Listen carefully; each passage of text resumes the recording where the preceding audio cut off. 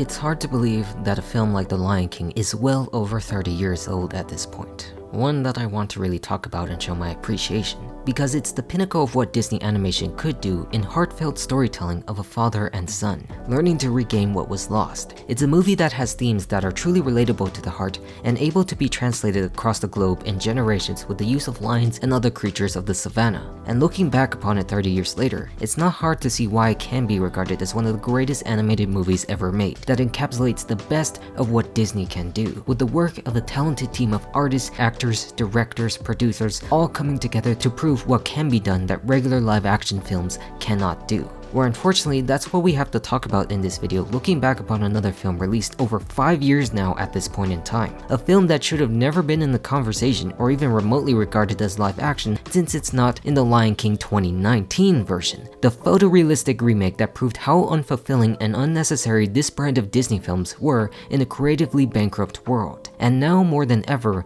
I decided to remind ourselves how useless this was, being their greatest mistake when some of the newer films have not as performed as it once were, trying to be the best to make it a valuable franchise when it turned out not to be the case. Where even though in the past you might have seen multiple videos talking about the big problems of this very film, it is still crucial to remind ourselves that they are making the same mistakes with how Mufasa is supposed to be, continuing the legacy by harkening back to an interesting past of a character and a mediocre present of events that inspired them to make it this way, compared to what they can do with a select few of good films by their other studios, their more important animated studios that have been taking off once again. That we must stand strong to remind ourselves the beauty of 2D constantly as well, when this entire mainstream industry still refuses more and more to even use it, perfectly fine within their normal state of doing things in 3D with a barrage of sequels. But again, how I've learned to accept such sequels in that state if they can be good, but never remakes at all, with films like this that are newer disasters that remind me of concepts that could have been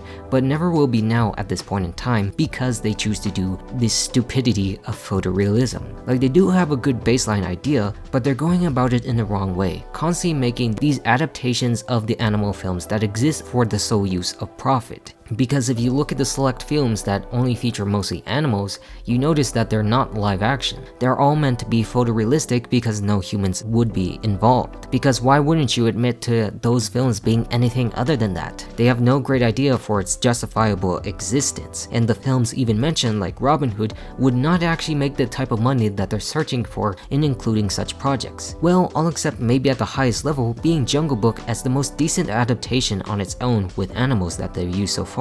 That, of course, is also still live action anyway. And that's an ironic point to bring up when we look back at a film that most people agree is one of the more like Disney remakes that had better facial animation expressions for its animals, because of the fact it was directed by Jon Favreau, as was this one. The man who claimed in his directorial duties of doing The Lion King that some shots were just too lucky for real life, or doing anything that was remotely acceptable to the original animation is just unrealistic. You have to get very lucky to have a beautiful sky when you're really photographing. But in CG, you could put in whatever sky you want. And often CG artists are tempted to make the skies beautiful, because why not? It costs the same amount. It's just as easy to do. But I find when I watch a movie with a lot of beautiful skies, one after the other, I'm like, that's too lucky for real photography. And to me, there's something beautiful about naturalism. And while he says this, there are literally situations in real life that seem to be too good to be true. That statements like this are the basis of the goal of the entire movie, to become real enough that it sucks the life out of the story itself, claiming it's not going to be a shot-for-shot remake,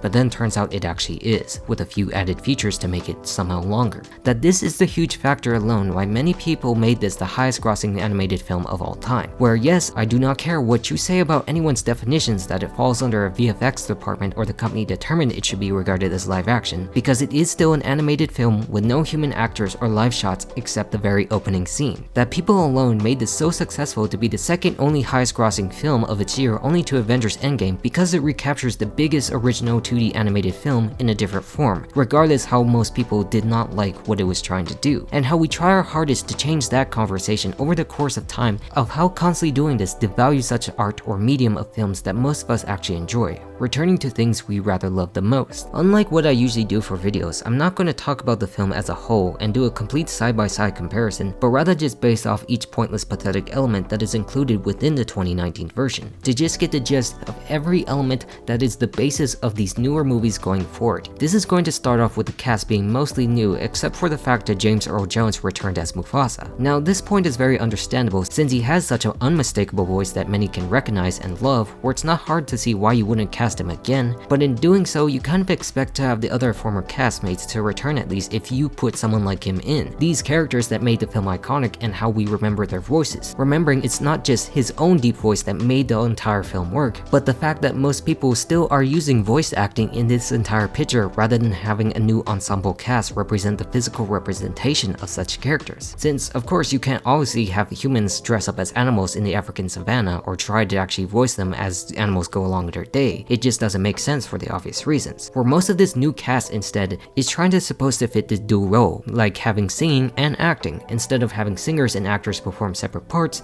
they do both, like casting Beyonce or Donald Glover as Nala and Simba, and then Seth Rogen as Pumbaa with his damn laugh, or John Oliver performing an unfunny louder version of Zazu. I had a cousin who thought he was a woodpecker. He slammed his head into trees and our beaks aren't built for it. He was concussed regularly. Oh, you've gone. Just making these somewhat comedians actually perform because they think they're funny. But it's so awkward when they make these comedic moments when the characters cannot demonstrate such abilities that can be accepted by a wider audience. It makes up for a lack of an acceptable emotional moment instead because they're trying to do their best to make you laugh. Like, you understand the bigger point of having such a film that is marketing bigger celebrities in these versions that can sing without the emotional connection to that, making such performance seem real and having some leeway that gives it credit to being accepted rather than fake. But going back to other characters like James Earl Jones too, is how it's pointed out that his performance is not like it once was, mainly because he was older in this version, which is a problem because it hinders the importance of what he was trying to teach, the acting that demonstrates loud and powerful lines. You could have been killed.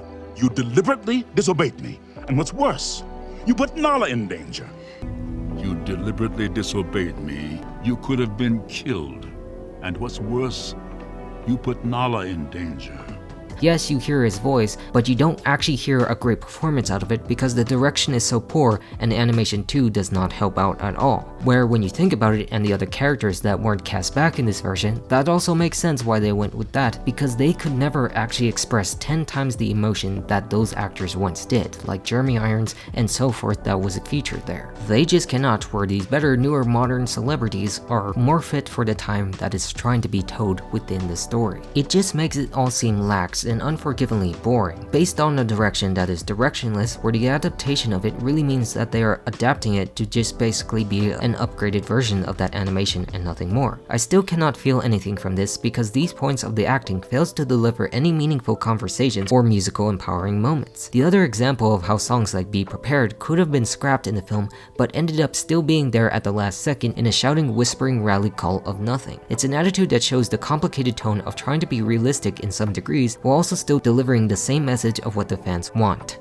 Not that any real fan would have wanted this in the first place. The changes you make in scenes like this are unjustified because it's not how the story was able to connect to its audience in the first place, that they're able to understand such information compared to the subtle changes they make that turns heads rather than appreciate something that was the same yet different. You lose more rather than you gain, even though the film is still much longer, as we'll mention time and time again. The same thing again with the other original songs proven as a reason why they kept the cast on when they searched for Beyonce, with the awful spirit taking place in a scene that originally had Hans Zimmer's score only and the African languages that played in the background, doing what's right for Simba in certain moments instead of pathetically pandering to a pop culture moment on the basis of nostalgic memories from a highly regarded celebrity class. And it just doesn't feel impactful or intense when the situations are supposed to arise themselves. Like, you understand he's trying to make the journey to make things right and prove to the future, but this just doesn't actually confirm any of that information at all. It just feels like a staged moment for a music music video or something like that, where it's not helped by any character in the scene that shows nothing for it in an expressionless film.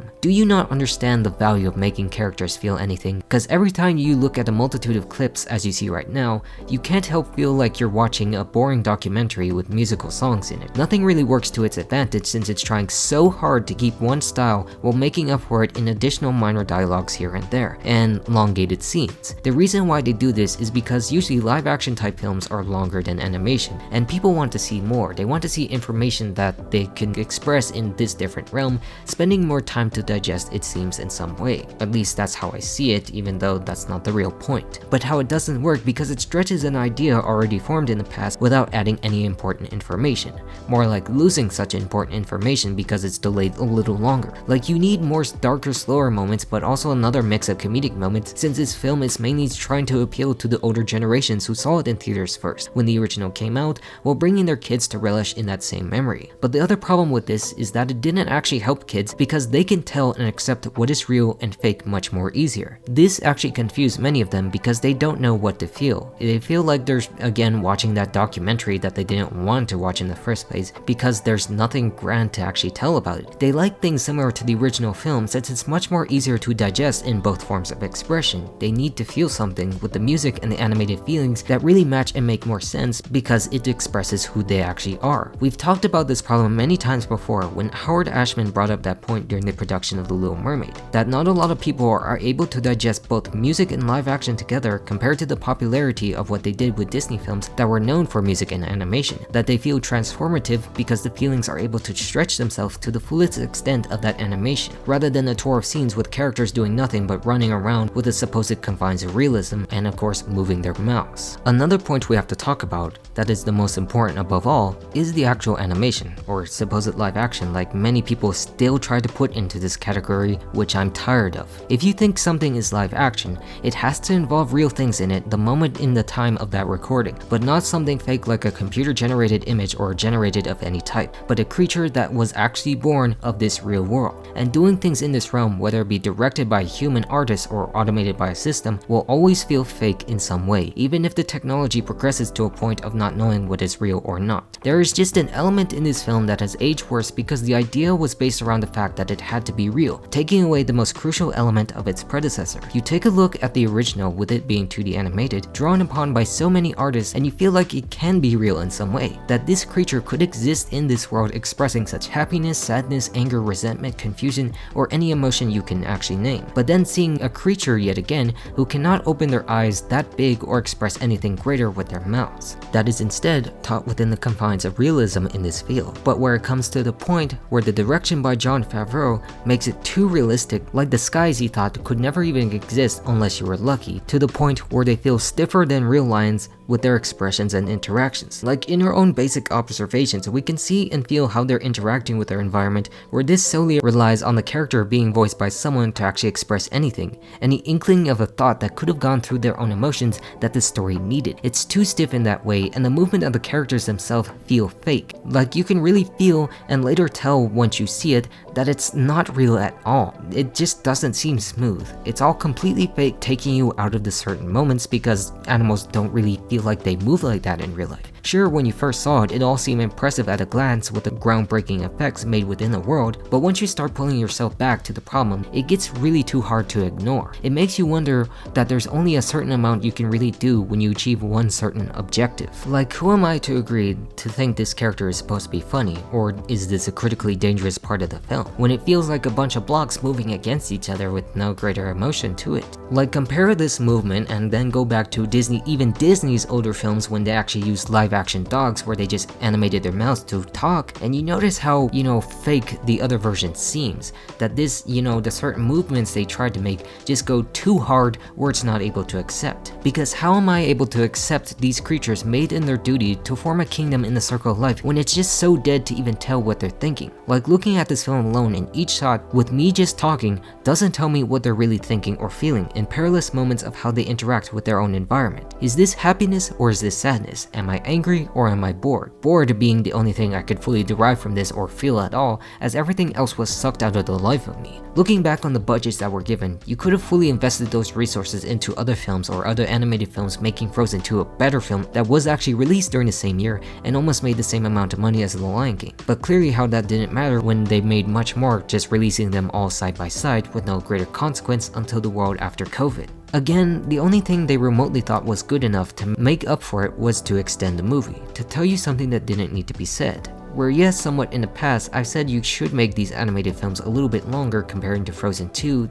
again, that could have benefited from a much better thought out idea, but how these live action film examples, or not photorealistic, unnecessarily stretch it time and time again from the basis of where they're formed, a filler of what can we do, what new information can you learn that tries to even remotely add to the story. That the only way to truly express how a world feels is if they can show it to you in some form in this colorless world, if you get what I mean. The shots, even though again still impressive in the computer animated realm, still look very boring and dry as hell. They don't match the vivid colors of their original backgrounds. The closer you get to characters too, the less real it becomes, applying shots that make no sense whatsoever to focus on the characters if you were able to digest them from an agreeable distance. I don't need to zoom on one particular moment because it's not natural to focus on it if the scene can tell itself apart easily. When you focus on something like that, the film becomes more akin to a video game moment. The movements just don't seem natural. And beside that,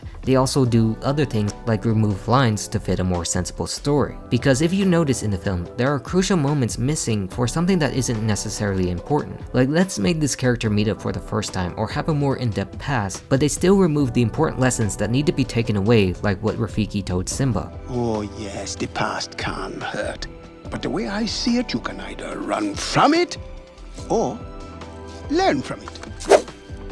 Where they didn't include such lines because I don't really know the answer to that. It's a point that makes you wonder, why did they really do this, and why did they think he should feel the story should be portrayed this way? Like this is the answer to something many have already watched from before, including the director himself. It actually feels like they never actually watched the original movie at all, since they were bent on making it a non-shot for shot, while still remaking it almost shot for shot in the most important moments that you remember. But how you can't remember anything else because that's just too lucky or too fake for real life at all. Why can't it include the scene where Rafiki bops Simba with his stick when you can actually be more realistic to set in some serious tone or whatever? Like, that's the only really thing I could say or derive from any of these moments because there's nothing more to add, there's nothing more to do rather than make shots look realistic as hell. And this is where you can actually appreciate what Mufasa is doing to a better approach by the trailer itself with different kinds of shots and an actual original story. Now again, this video is up to time itself if that actually works, but how that doesn't absolve it to fall within the same problems as seen here. Like how we now have to talk about the future because the past is already behind us.